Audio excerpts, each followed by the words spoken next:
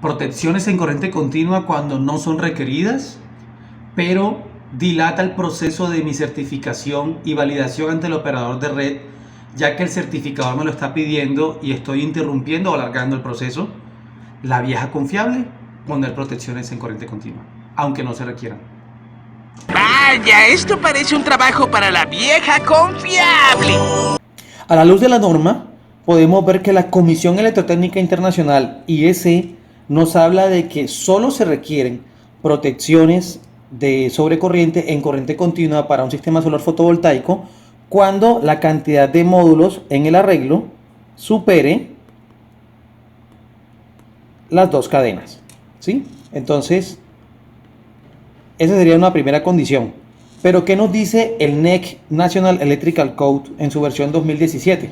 ¿Qué nos dice el NEC National Electrical Code 2017 en el artículo 699? Nos dice que no debo requerir un dispositivo de protección contra sobrecorriente si se cumplen dos consideraciones. Pero hay una que es muy particular y específica, que es revisar nuestra ficha técnica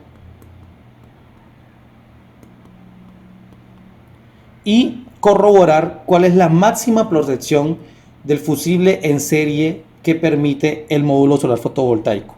Gran parte de estas consideraciones son revisar las fichas técnicas y que no haya otras fuentes en paralelo según el NEC. Oye, despacio, cerebrito. Como vemos en el siguiente ejemplo, este arreglo en particular tiene solo dos cadenas y si hay una falla específica en una de ellas, la máxima corriente de corto sería la de la próxima cadena que estaría haciéndole fuerza a esta falla en particular. Supongamos que cada cadena tiene 10 amperios de corriente de corto. Así que básicamente lo que está retornando como corriente de flujo inverso van a ser los mismos 10 amperios en particular. No va a pasar aparentemente nada o teóricamente nada, porque es muy posible que la ficha técnica o la placa de características del módulo nos diga una capacidad máxima de corriente de protección, y si esta no es superada, muy posiblemente lo que vaya a pasar es que si ocurre un tipo de falla así, lo que pasa es que el módulo o la cadena la voy a disipar a nivel de calor.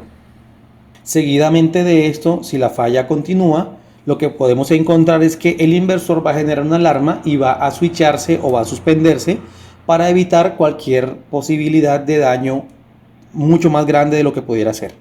Y va a sugerir que el operario distinga o recoja o recorra el arreglo para poder identificar la falla y despejarla oportunamente. Ahora, ¿qué pasa en este caso particular? Tenemos más de dos cadenas en paralelo. Entonces, supongamos, como tenemos en el ejemplo anterior, que cada cadena nos representa 10 amperios de corriente continua en cortocircuito. Vemos que la corriente de falla en la primera cadena va a ser Multiplicado por 3. y se van a inyectar en este caso 30 amperios de corriente de cortocircuito en la falla. Entonces, bajo estas consideraciones es muy posible que se requiera protección, ya que se está superando la corriente de corto de flujo inverso o corriente de retorno, también llamada así, que está citada en la ficha técnica del equipo módulo o panel fotovoltaico. Entonces, en este caso sí va a ser requerido que se ponga una protección específica para evitar que la corriente de corto de retorno dañe o continúe haciendo fallas muchas más grandes en el resto de los arreglos y en el resto del sistema. A manera de ejemplo podemos tomar esta referencia de módulos. Trabajemos en este caso con un módulo de 445 vatios pico de Yingli y identificamos que la corriente de cortocircuito es de 11.40 amperios.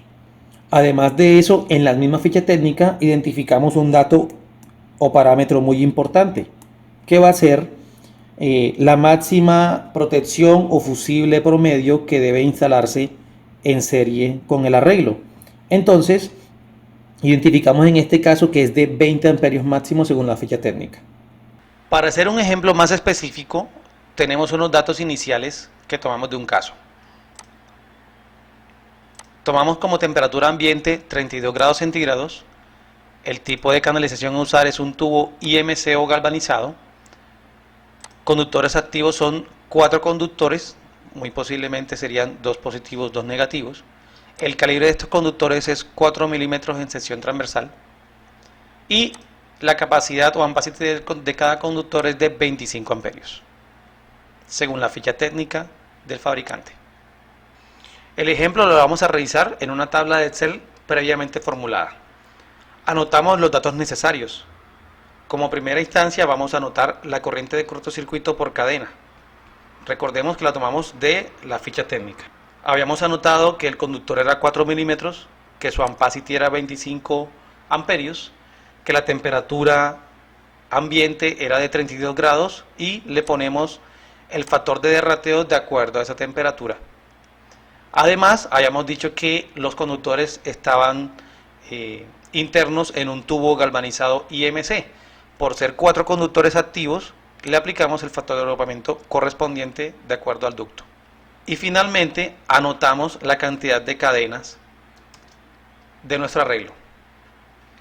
Si nos damos cuenta, la cantidad de corriente máxima de flujo inverso no va a superar la corriente del conductor máxima después de los factores de derrateo, así que estamos bajo una condición segura en la que no vamos a requerir ningún tipo de protección adicional. Además, recordemos que el módulo en su ficha técnica decía que podía disipar o manejar la corriente máxima en fusible de 20 amperios, así que estamos también por debajo de los alcances de fabricación según la ficha técnica. Para las mismas consideraciones del ejemplo anterior, y la única diferencia es que haya 4 cadenas en paralelo, nos damos cuenta que se supera la corriente de corto de flujo inversa que puede resistir nuestro conductor en particular. Entonces va a verse expuesto el conductor a riesgo de incendio, a riesgo de daño de aislamiento por una sobrecorriente muchísimo mayor a la que puede soportar, y fuera de eso también estamos por encima del rango que puede resistir nuestro módulo solar fotovoltaico. Recordemos que en la ficha técnica decía que era de 20 amperios, así que obligatoriamente tenemos que hacer el ejercicio de instalar protecciones de sobrecorriente por cada cadena en particular. Conclusiones generales. Primero, no requieres protecciones en corriente continua cuando tienes menos de 2 cadenas en paralelo. Segundo, instalar protecciones o elementos adicionales donde no los requieres puede provocar un posible punto de falla adicional, debido tal vez a una mala práctica de ponchado o aislamiento de un equipo que no se requiere, entre otras consideraciones.